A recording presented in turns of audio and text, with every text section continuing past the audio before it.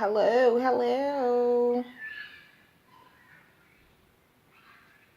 Hi, everybody. Hey, hey, hey.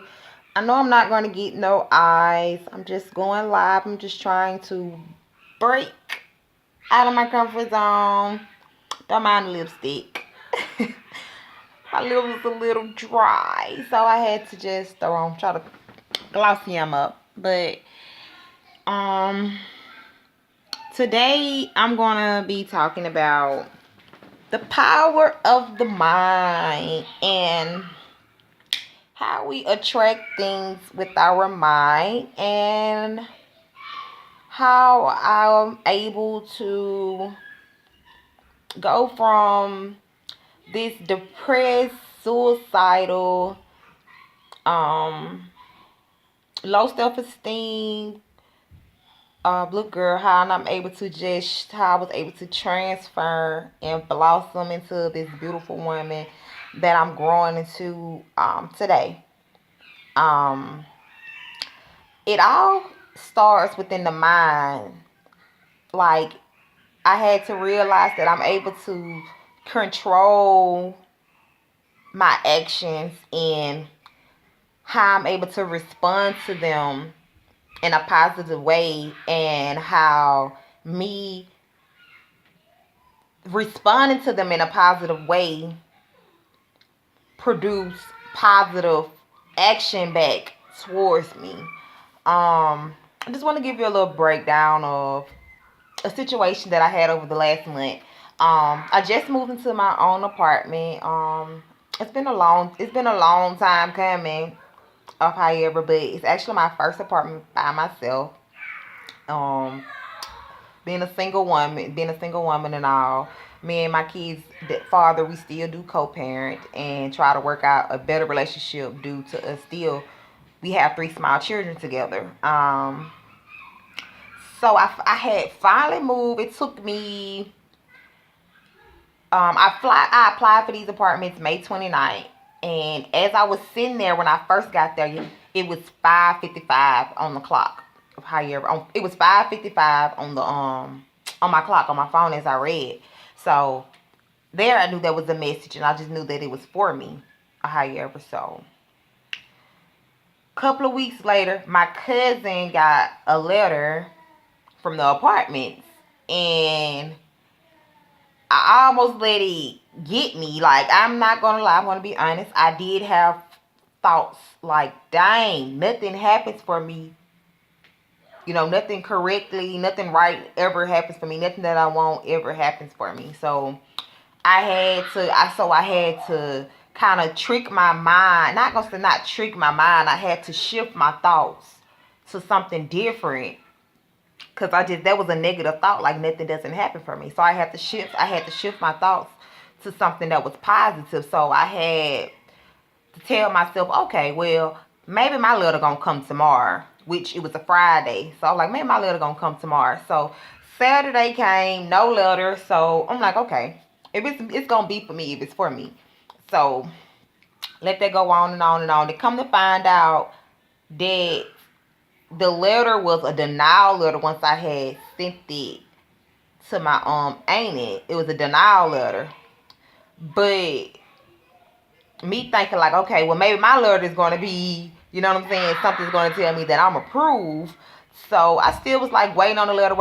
So as as time went on, my cousin them did talk to the apartment complex, and they was like, if you didn't get a letter, that you'll begin the phone call for the next step. So okay, I was stoked, y'all. Okay, so by now it's June. Okay, so I'm stoked. Okay, so June go past. So I did talk to somebody, and they was letting me know that was the hardest part. The next part would be to update your information. Wow, this and that. So June passed, July passed, August 6th get here. She called me and was like, she still want to see did I still want the apartment. I wasn't able to get my 3 bedroom that I applied for due to, however, with the it has to be 5 people and it was only 4 of us. So I was like, okay, yes, I still want it. You know what I'm saying? Being at my grandma's house is going on 2 years. So it's like, yes, I definitely want it. So that was August 6th. She called me like, I'm gonna call you back within a week to update your information. A week went by, nothing. 2 weeks went by, nothing. 3 weeks went by, still nothing. So I'm like, hold on, something not right. So I had worked at the gas station down the street from the actual apartments of High So um my train thought me and my kids. Sorry for the noise. They up and at it. But yeah. So I worked at the apartment complex. I mean, I worked down the street from the apartment complex. So I stopped by there one day, and the doors was actually locked, so couldn't talk to nobody. I kept calling, leaving voicemails, no messages. So I actually had called the actual apartment, the people that was over them, the people that was funding it, and I was able to get it speed up by that way.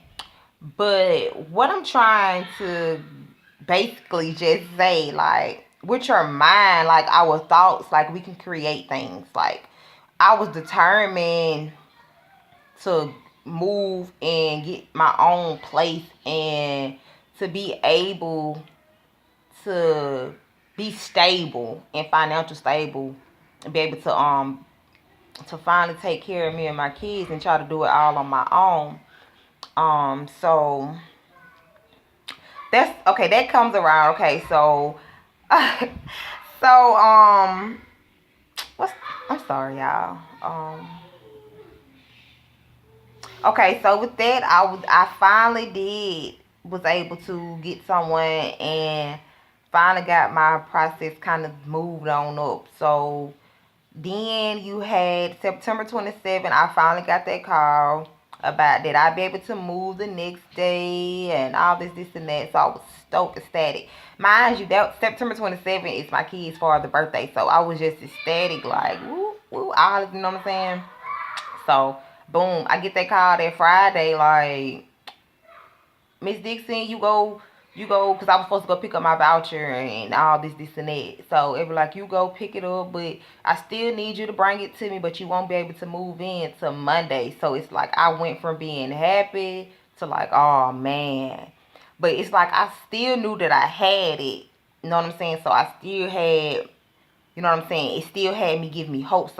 Well, usually I would get like down a little, like, dang, it must not gonna happen. So went to pick up my voucher, no lie, and on the voucher it had like 555 is how much they'll be paying towards the rent or whatever. 555. Not to mention that when I was at the apartment complex, 555 was the time, that I peeked out. So like 555 just follows me. And with 555, I don't have the meaning exactly in front of me, but I just know that with angel numbers itself, it's all a messaging within. So if you keep seeing repetitive numbers or some things that just keep happening at the same time, like it's a message within. Take time to try to figure out what are the universe, spirit, God, whoever you believe in.